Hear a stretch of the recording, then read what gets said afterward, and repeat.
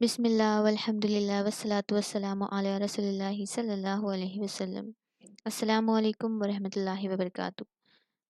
تو آج کی اس ویڈیو میں ہم دیکھیں گے کیا اذان سے پہلے ہم نماز پڑھ سکتے ہیں، اور اگر پڑھ سکتے ہیں تو اس کی شرائط کیا ہے، اور کیا اذان کے فوراً بعد نماز پڑھ سکتے ہیں، اور اگر نماز میں تاخیر کی تو کیا ہوگا۔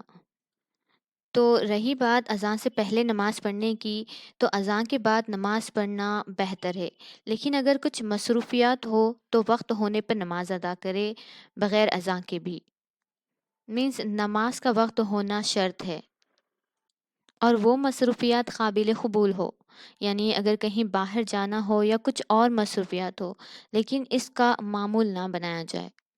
اب دیکھتے ہیں کہ اذان کے فوراً بعد نماز پڑھنا کیسا ہے۔ تو یہاں پر ایک ہوتا ہے افضل اور ایک ہوتا ہے غیر افضل، اور ایک ہوتا ہے جائز اور ایک ناجائز۔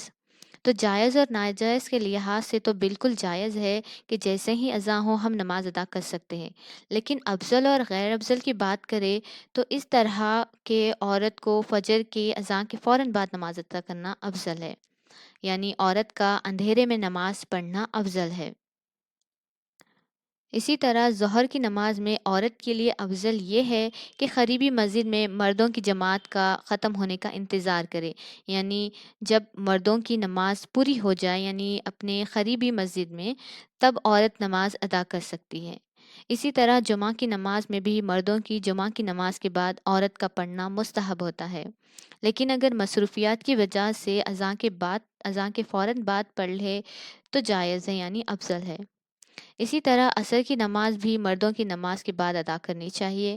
مغرب کی نماز کے لیے یہاں پر مغرب کی نماز فجر کی نماز کی طرح اذان کے فوراً بعد پڑھ لیں۔